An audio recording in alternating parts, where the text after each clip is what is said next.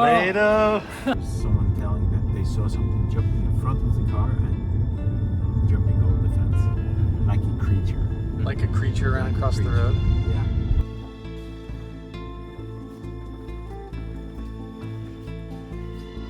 Yeah. I can't believe I'm actually here. Oh my gosh. Lights of unknown origin that appear in the Hesdallen Valley and other places around the world. Here's where we are right now. There is a connection between the paranormal, UFOs, and the myths of ancient history.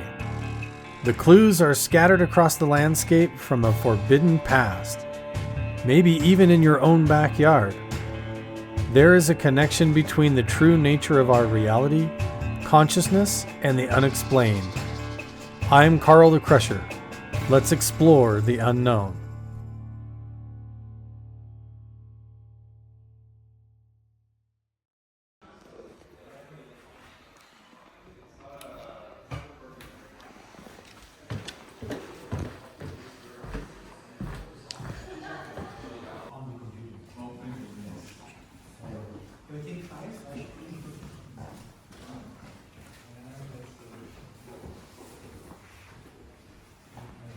I'm just going through my mobile.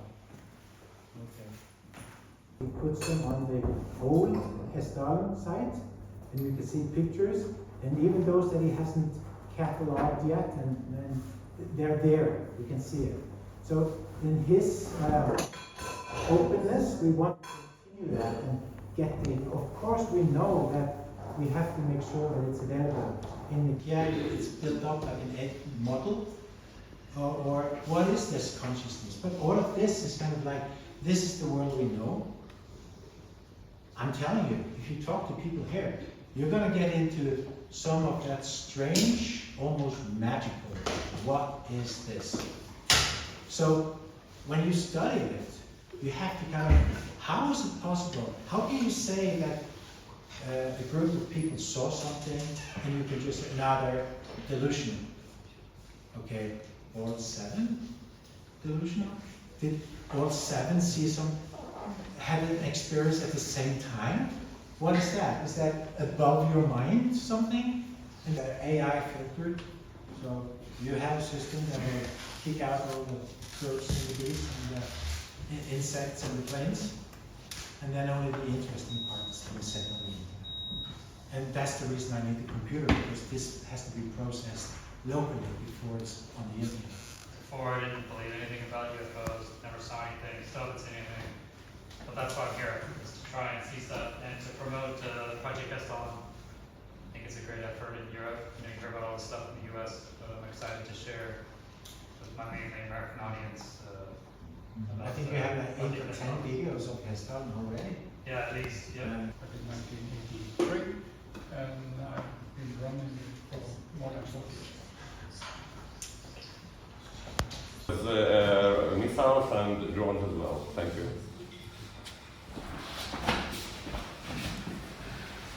My name is Sam.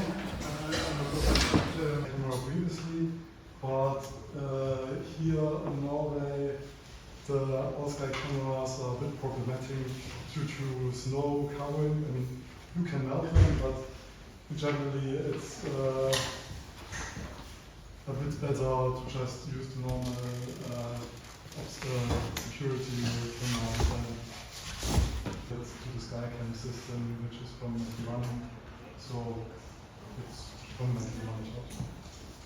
And then of course, I personally and what you should be aware of.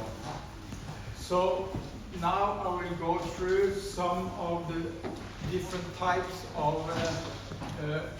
phenomena, and I want to remind you about the mainly 3 different types of phenomena which you can see tonight, hopefully, some of them anyway. The first one is strong white or blue flashes, and they're lasting only normally very short time, fraction of a second. So then is very not so easy to see. I could point out that your side view is more sensitive to short flashes. When it's not completely dark, they have explained that these kind of lights are on to what they explain as a black object. So actually this one had a red light in front and it was moving in front of this filter. Yes, this is Massimo. Is he here? No. This is from one of these. This is like this one. It's possible to see on this one. Just beneath it, it's more light coming up in the big one. Yeah, it was actually there. It was maybe difficult to see, but it shows that it attracts other lights as well. So it certainly started to show up just beneath the main light, which is here, just beneath it, very close. Yeah. So that is also, and we have also the reason of this was this outbreak happened. The camera was set up to take a picture every minute in that direction, automatically transferring the picture to a computer was running all by it's where there were very high conductivity in the ground, electrical conductivity, which can, if you imagine current power into your house, you have a wire into your house to bring your power into your house. It has this wire or this cable. So I'm Carl Andresen. On the internet, I go by Carl Crusher for taxes and trademark and all of that kind of stuff if I brand my name. So, and also people can't spell Andresen, although when I come over here, it's not a problem. But yeah, so what I do is I go to locations where the phenomena is apparent or supposed to exist, and especially where the government has spent a lot of time and invested a lot of money in trying to understand the phenomena. And what my angle and perspective has come from is that of an experiencer, a contactee. So as a child, when I was 10 or 11 years old, I was spending the night over at a friend's house. Both of us were basically taken in the night and put back on a different level of the house, in a different room of the house. And we both had full memory of the experience the next morning. And I kind of suppressed and buried a lot of that experience from my life, but it never stopped. So as I continued to grow up, it developed into what we call now as sleep paralysis, where I would go to bed at night, I would wake up at like 2 or 3 in the morning, completely incapacitated, can't move my body, like I'm paralyzed. All I can do is look around the room and be aware of my surroundings, like in a very strange, psychedelic, sort of altered state of consciousness. And in those experiences, there would sometimes be an entity, or what we would call like a shadow figure or something, that was apparently in the room with me. And if I wasn't overcome with fear and I maintained curiosity, that would transition often into like an out-of-body experience, or like what would be like a near-death experience, where I would see my body in the bed from above as though I'm floating by the ceiling, and then that would transition into a whole mystical vision or a journey, like I'm literally traveling on some kind of a craft and being taught things. And this was common in my childhood for me to experience these things, but I didn't have any way to interpret it. I was raised in the Mormon church my entire life, and so the tools that I had to interpret that was all that there was something wrong with me, that I had committed sins or done something wrong to attract demons to come and torment me or something. I did not have the ability to deal with this or to cope with it or anything like that. So most of my life as I got older, I suppressed it, tried to ignore it. When I would have an encounter, I would just wake up and ignore it and move on with my day. And then as I got older, when my father passed away, it's like all of that stitching came unraveled. So when I was going through the grief and loss of my father dying, I started exploring those aspects of my life in a way to try and see where my father was or see what was really real based on the way that I was raised in the church. And then compared to after I left the church, how do I sort all of these experiences in my life out? So as I started trying to answer these questions, my initial reaction was to go out into the wilderness or into nature and connect similar to like an indigenous person, to go up to an ancient petroglyph site, to sit alone and just meditate and just try to see if I could get in touch with myself and my own spirituality.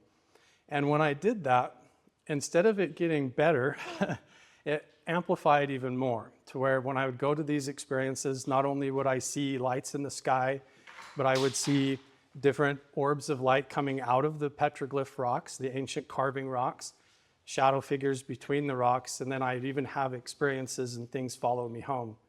And in trying to understand all of these things that were happening to me, I realized there was a place in Utah where I lived called Skinwalker Ranch.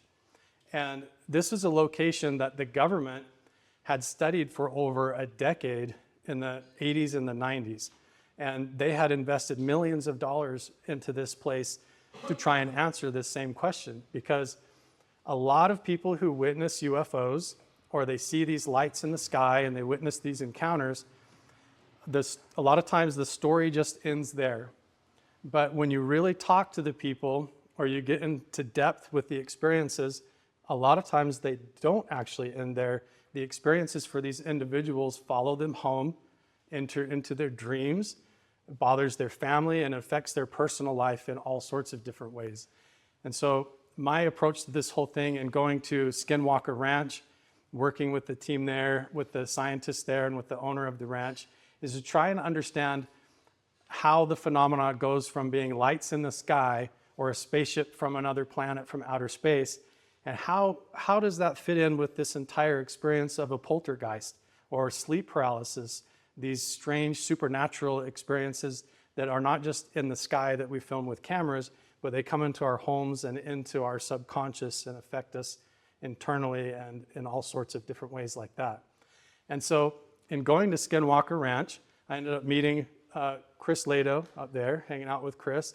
And through that, we worked on a project together where we made friends with Dr. Jim Segala, who was the lead scientist at Skinwalker Ranch, developing these sensors, early stages of these detectors, where we could build the sensor, and I have one on the table back there you can all look at. But basically, it's the same idea as the Sky 360 system and the Sky Camera, but it's a unit that goes in your house, and we're even developing a model of it that's wearable that you can even wear as a watch, like a Fitbit that tracks your heart rate and your biorhythms and all that. But what these sensors do is they are able to sit in your home, or you can take them with you, and if you have an interaction with the phenomena or a sighting, if it follows you home or interacts with you at night, it can capture that evidence as well. So like, let's say if I went to bed at night and in the middle of the night I have one of those experiences where I'm paralyzed and it's like an entity shows up, it's no longer just a story. I can wake up the next morning and log into what we call the MUPAS system, the Modular Unidentified Phenomena Alert System. That's the name they came up with. But I can log into that and actually look at the data on the sensor and see, wow, right at like 3:15 a.m. in the morning when I felt like I was having this crazy experience, the sensor actually captured a spike in gamma radiation. And at the same time, a big spike or a wave in EMF data, the infrasound went off, and even the GPS got confused. It didn't even know where it was. Like there's a glitch in time or reality, and it captures the data that I cannot create. There's no way for me to produce a gamma ray or gamma particle from my own subconscious while I'm just sleeping at home. that is something that's entering my house or entering my environment and interacting with me, and then I'm having this experience as a result. And so that's what we're trying to do now, is to take these stories that sound just like the house is haunted, or this guy is schizophrenic, or he's having these experiences. How do we also capture that data when it follows you home or when it enters your personal life? And so the idea of taking it from the sky systems and measuring it when it follows you home or moves from house to house is another part of the next phase that we're doing, and also a way that people can support the work to where other experiencers who have had sightings or feel like they have invasive elements to the phenomena that come into their personal life and enter their home, we can also capture and measure that as well. People can get on the MUPAS website and join as a member, and pay a monthly membership. And then you can log on and even see the data from my sensor in my house and the sensors that we're going to be setting up here in the Hesdallen Valley. So potentially we could put sensors in people's homes here or in a lodge or at the booth and capture the personal contact experiences to go along with the sightings that we see in the environment and in the sky.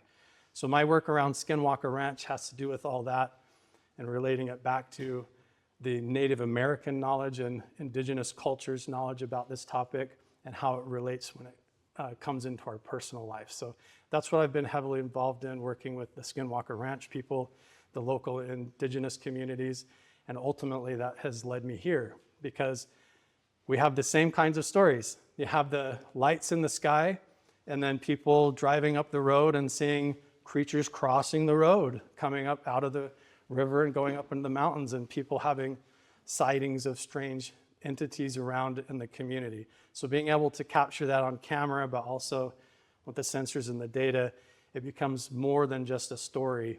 We have the actual layers of evidence and the layers of data, but then the story of the experiencer can just be the icing on top of that cake that we get to see, wow, how does that really affect the person individually? So that's what I'm involved in and why I'm here, is we're going to be setting up some of those sensors if they arrive in time to capture the phenomena on the ground and in the personal life. So anyway, if you guys want to have any questions, you can come and talk to me and we can go over it all. Thank you.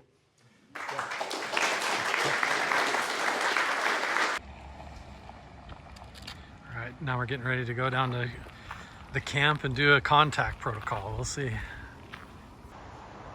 We see the sun setting. We got to get ready for the Hessdalen lights, and Erling said we were going to see the aurora borealis tonight. We should see even the northern lights, so that will be really cool.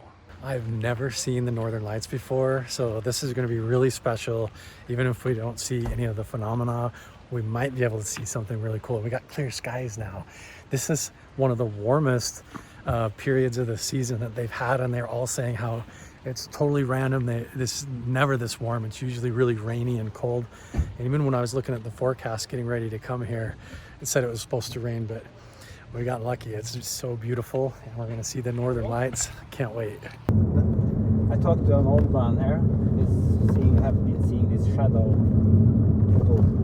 He's been seeing shadow creatures. He was children. Yes. Since he was Children-sized? No, he was when he was from all the time, the whole life, and he was 70, 80 now. Really? There's coming something.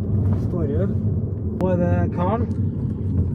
Chris and I are going to go to Camp 1, where there's a whole group going to do a contact protocol tonight. So we've done different versions of this. It's going to be interesting to do it with a whole group. I'm here at the Hessdalen Valley. I've never even done anything like this around like Skinwalker. We've just done it at Mount Wilson before, but this will be really cool.